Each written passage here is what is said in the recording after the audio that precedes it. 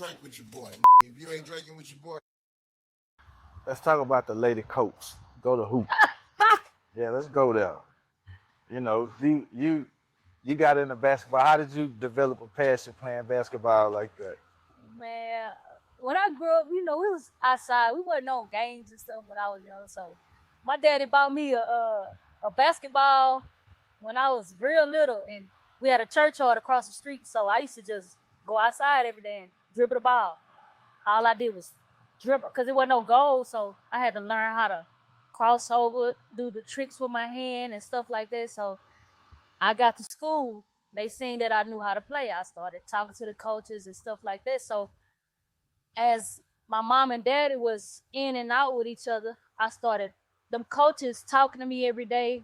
It felt like you know, seeing somebody else I could look up to.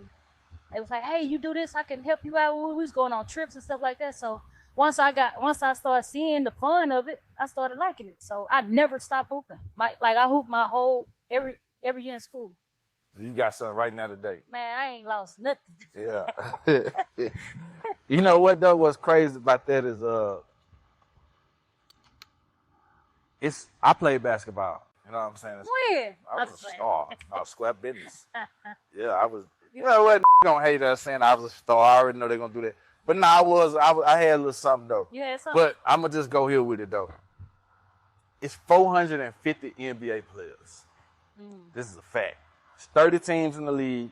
It's 450. Oh, you know your facts. Yeah, the WNBA got 12 teams.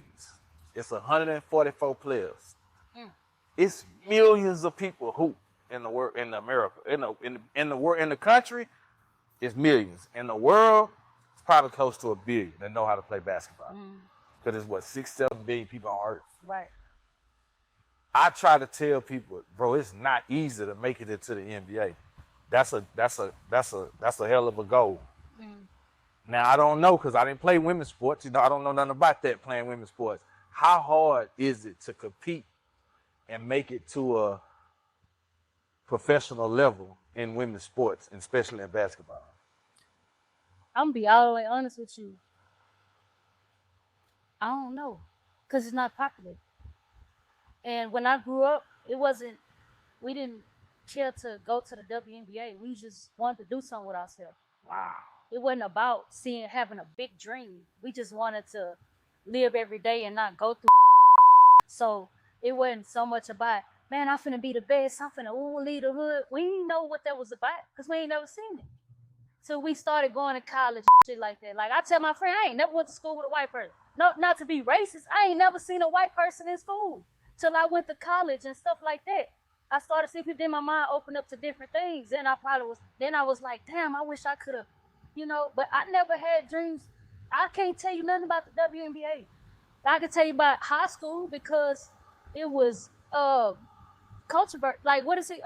Controversy. Like when we used to argue with, we had rivals and stuff like that. That was fun to us.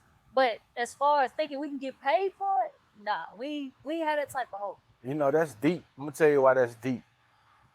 Because right now today, you got Angel Reese, Caitlin Clark. They recently kind of hyped the WNBA up a little bit. Yeah. Sheryl Swoop and them did. Shout out to them. They did their thing. But reason why it's deep, because for men, we had passions of being like Michael Jordan when we was young. We had passions of that. And I never thought about it till you just said it, that it wasn't popular for women to go even play on a professional level back then, because WNBA ain't even been around that long. Yeah. So I get it. You know what I'm saying? The passion wasn't there. So during that time when you were that young lady dribbling the ball, this and that, your passion wasn't about going to the NBA. So what was your passion? Of what did you want it to be, actually, like when you grew up? Man, I just wanted to become something. I didn't know who I was then. I was transitioning. I was a tomboy. I was watching my brother go to jail. I was watching my mom and daddy fight. My grandma passed. I didn't have no vision. I don't know. I'm just being honest with you. I can't sit here and say, oh, I wanted to be a doctor or I wanted to be, I can't tell you that. Yeah. I don't know. Oh, that's really- I even went to college and studied and stuff like that and got my associates, but I can't sit here and say, man, I wanted to. Whoop, whoop. No, Yeah. it was just every day, just day by day for me. That's the God honest truth. And people that grew up with me probably can tell you something different. This is just me. That was my mindset. It was just every day I just felt like I wanted to do something and not be in the streets, not chase no niggas, no dumb shit. You know, I just wanted to hoop and freestyle. So let's speed it up a little bit because right now you got the internet on fire with the rapping. When did you develop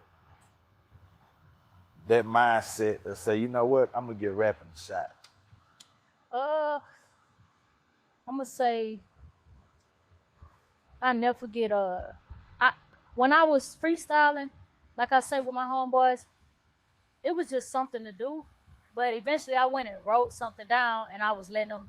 I never forget. I wrote to that Kelly Rowland motivation when it was at, and I spit it to them. They was like, "Man, you for real?" Then when I went to college, I was rapping with them Chicago guys, them Oklahoma, Missouri people, and I started learning how to like use metaphors, similes, and actually like making shit make sense. So when I came home from college, I was running with this guy named Jack Ray, and he took me to A Red Studio, and he was like, "Man, I'm gonna let you record whatever, however I pay for it. Don't worry about it." And A Red was recording out of his mama apartment now. This guy ain't even close to doing that now. He's doing big things now. And I recorded. What was this at? I didn't mean to cut you off, but what was this at? What college you was at? College, it was in Kansas In State. Kansas City? Yeah, Kansas City, Kansas. Okay. Yeah. So I recorded with him, and they was like, "Man, you got some whatever." Then I was like, "All right." I was a little iffy about it. Then when you get in that lane, you meet people, and I met somebody named Extended Don. He taught me so much about rap, and I was like, "Man, why you won't sign me or whatever?"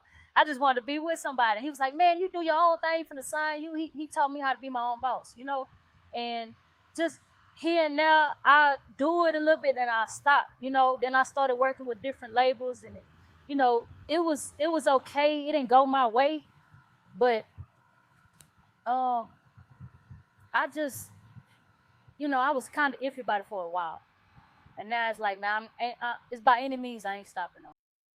But yeah, it was I've been had that spark. It's just taking it serious, trying not to doubt myself, actually going forward with it. How did being from H-Town and then growing up Belford and Scott, Sunnyside, which arguably, South Park right there, this and that, but arguably, South Park could be considered the mecca of hip-hop in Houston. Arguably. I don't know, we got to go there, What's the argument? I mean, because, the deepest I can go, South Park rapping,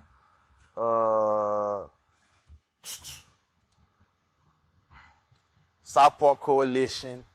You ain't never heard of that. You heard of South Park Coalition? I heard of it. South Park Coalition. I think Wicked Cricket, he from South Park. Mm-hmm. He was in the beginning. A lot of battles went down at the Rhinestone Wrangler and all that back in the game. So, I just kind of think that South Park kind of hip-hop in Houston kind of started in South. Then you look at all the famous rappers from Houston. Mm-hmm. They really from South Park. Mm-hmm. I ain't say, I'm from Mo City, you know what I'm saying? I think hey. But, I got to give, where it's at, from my opinion. Yeah. But I'm saying coming from that area, who influenced you? Like, how did Houston influence you as far as rap back then? Because it wasn't too many women rappers back then. Yeah, if I had any influence, not knocking nobody, but if I had any influence, I grew up listening to Lil Keke. When he dropped that Uncle Reggie was a fool, he was slick as grease. But his third time they hit him with a 20-piece. I grew up on that. Yeah. So yeah, like when them CDs was popping, Tupac and stuff like that, like around that era, like when all the legends in Houston that you can think of was still dropping shit like that. Like not Tupac, cause I'm saying. I know what you're saying. I know he's not from Houston, but But being influenced by Tupac. That's when his music was still flowing through the shit, So I grew up on that type of rap, and Houston had that going, and I feel like everybody bit off our culture, not in a bad way. It's just we influenced everybody else because we got a little soul in it. You know, like, how can you argue with that? Yeah. And it ain't so much about just the South Side. It's Texas. It's this, you know, the Midwest, the South, the East Coast, West. You know, and we shout out to them too, of course. Of course. Of course, we ain't leaving that out. But I feel like we have a major part in this rap shit down south.